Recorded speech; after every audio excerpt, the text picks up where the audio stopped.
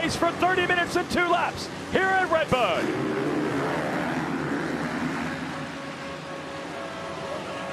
Sexton did not get a good jump. That is Hunter Lawrence around the outside. And he has the motosport.com whole shot. Hunter Lawrence on the 96. Aaron Plessinger on the 7, looking to make the pass to the lead. They're side by side. Oh, Aaron got a really good run out of that corner. Number 7 on that Red Bull KTM almost made a move by Hunter Lawrence for the lead. These next couple corners are going to be really important for Hunter to establish and keep this lead. If he is able to do that, build a little gap from himself and the number 4 of Chase Sexton, this will be huge. 4 whole shots and 11 starts this year for Hunter Lawrence. He has been great off the line. Sexton has struggled. Aaron Plessinger going back after Hunter Lawrence for the lead.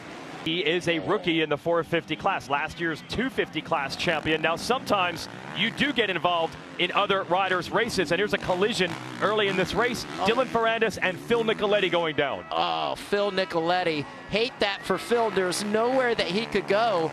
Actually, Ferrandis got knocked around by another rider and put him off into the same line that Phil Nicoletti was going, and that's what caused the collision. Nick speed early to eventually make the pass over his teammate number 7 there on the Red Bull KTM, Aaron Plessinger.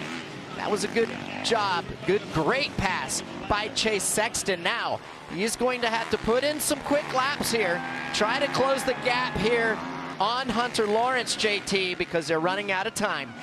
Well, there was so much talk this week and wondering how would these riders respond to the absence of Jet Lawrence. And for Chase Sexton, he's doing exactly what I thought he should do, which is gain an air of confidence, gain an air of calm, with the understanding that he now could be considered the best rider in the class. And yes, thank you, Will. He has been on the podium in all but one moto this year where he finished 4th. That is incredible consistency for his first year. And that's a big adjustment to the bigger motorcycle. Well, it is. It's a huge adjustment. I mean, imagine, college football versus NFL. Speed, size, things happen different. Yes, Hunter is older than his brother and older than Chase Sexton, but that doesn't matter. These bikes are different. They race different. They react different. And I don't think age means as much as it does just not having race experience on these bikes at this level. There's a whole bunch of lap traffic at the top of the screen. It's Lawrence in red on the 96, and then Sexton. Lawrence going to try to get around this lap rider on the inside. Listen to this crowd, because Sexton is closed back in.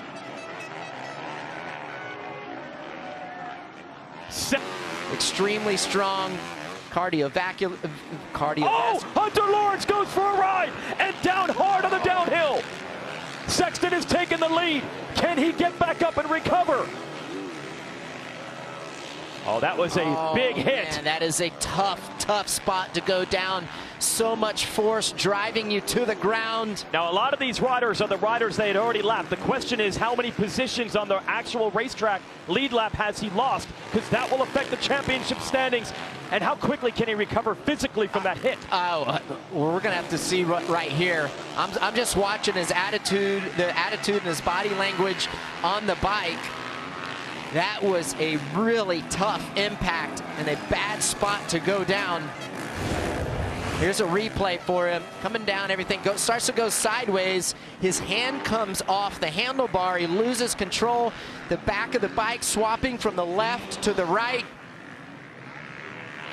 Here's another view, left-hand side of your screen. Watch how it steps out, and as it steps out, then his front end goes sideways, and his right side of his hand falls off the handlebar, JT. Yeah, you're exactly right. It was that first mistake that threw his body language off. Then the most critical moment of this is his right hand slips off, which gives him all that leverage, and then he's along for the ride. And unfortunately, coming down a hill that's rough, you literally have no chance of staying upright. See the conclusion of today's race day on Peacock or the SMX video pass outside the United States. Everyone will come back for a second moto in a little over an hour, and Hunter's going to have to go into recovery mode later. But right now, he's got to focus on this final lap. I really hate that for Hunter Lawrence. I mean, you think about it, just riding an absolutely perfect race, executing the race exactly how he probably wanted to do it, putting Chase Sexton in a position to where he has to go out there, make moves, take chances to get into the lead. And he did it! Chase Sexton takes the Moto win. That was clutch down the stretch to best Hunter Lawrence. But Hunter showing how tough he is. It appears he will hold off Justin Cooper. There is the 96. Big crash and all, manages to recover and hold on to second. Cooper third. At REDBUD, he finally has a win at a track he grew up racing on. Hunter Lawrence, as mentioned, recovers from that big hit to still hold on for second, and he needed to because of championship point scenarios. Brock Tickle in his first pro motocross race since 2020, now a test rider for Kawasaki 12th. Dylan Ferrandis, who was in that crash,